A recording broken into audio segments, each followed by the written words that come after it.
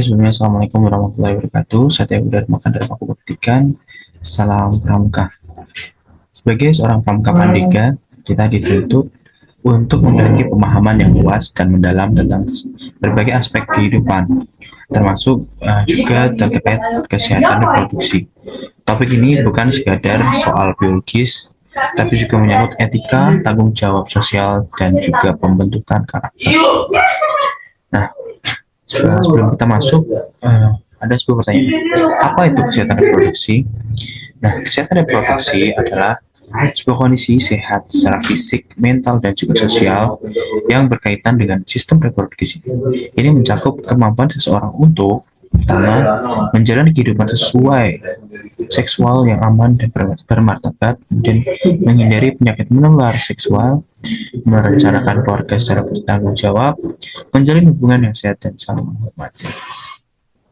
Pemahaman ini penting karena menyangkut hak dasar manusia untuk mendapatkan informasi, pelayanan kesehatan, dan juga perlindungan terhadap tubuhnya sendiri.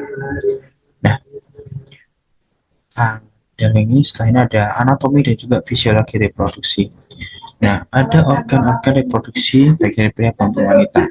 Yang untuk pria atau organ reproduksi pria antara lain ada penis yang berfungsi sebagai saluran untuk urin dan sperma keluar dari tubuh, dan ada testis yang menghasilkan sperma dan hormon testosteron, dan ada skrotum yang menjaga suhu testis agar optimal untuk produksi sperma, ada epididymis tempat pematangan dan penyimpanan sperma, kemudian ada vas deferens yang berfungsi untuk menyalurkan sperma ke uretra, kemudian juga ada kelenjar prostat dan vesikula semialis yang berfungsi untuk menghasilkan cairan pelindung dan nutrisi bagi sperma.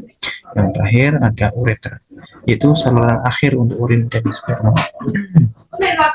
Nah, kemudian untuk organ reproduksi wanita, pertama ada vagina, yaitu saluran untuk hubungan seksual, menstruasi, dan juga persalinan. Kemudian ada cervix, pintu masuk ke rahim, yang melindungi dari infeksi. Kemudian ada rahim, ada fungsinya sebagai tempat berkembangnya janin. Kemudian ada ovarium yang menghasilkan sel telur dan juga hormon. Ada tuba fallopi yang sebagai tempat terjadinya pembuahan. Dan yang terakhir ada endometrium atau lapisan rahim yang menebal untuk menerima sel telur yang dibuahi. Nah, memahami anatomi ini membantu kita mengenai fungsi tubuh dan menjaga kesehatannya secara menyeluruh. Nah, kemudian kita masuk kepada siklus menstruasi dan fertilisasi. Nah, siklus menstruasi adalah proses bulanan pada wanita yang melibatkan pelepasan sel telur dan juga penebalan endometrium jika tidak terjadi pembuahan. Lapisan ini kemudian nantinya akan luruh sebagai menstruasi. Nah, kemudian ada fertilisasi, terjadi ketika sperma membuahi sel telur di tuba fallopi, sehingga sel telur yang telah dibuahi ini akan menempel di dinding endometrium dan berkembang menjadi embrio.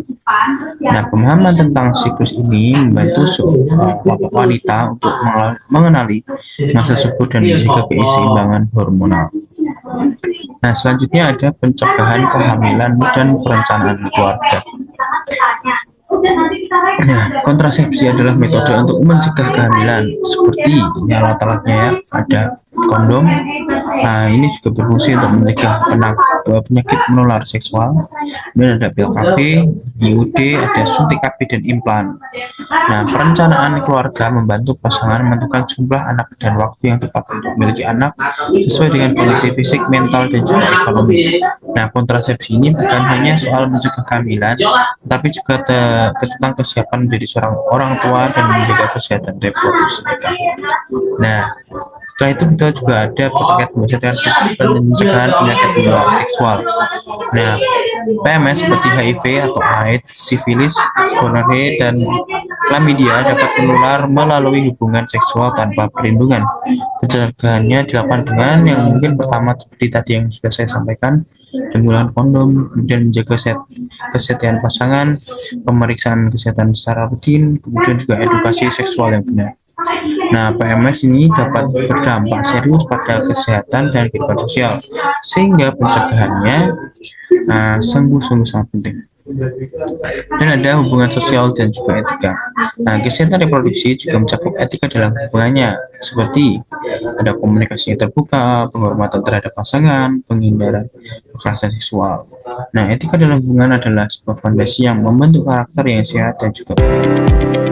Nah, sekarang kita masuk ke dalam peran pramuka pandega. Sebagai seorang pramuka pandega, kita memiliki peran penting dalam edukasi dan juga penyuluhan kepada sesama anggota pramuka, kemudian juga menjadi teladan dalam perilaku sosial yang sehat, advokasi kesehatan melalui kegiatan komunitas. Nah, Pandega bukan hanya belajar, tetapi juga menyebarkan pengetahuan dan menjadi agen perubahan positif. Kesimpulannya yang dapat kita sampaikan pada kesempatan kali ini adalah kesehatan reproduksi merupakan bagian penting dari kehidupan manusia yang mencakup aspek biologis, sosial, dan juga etika.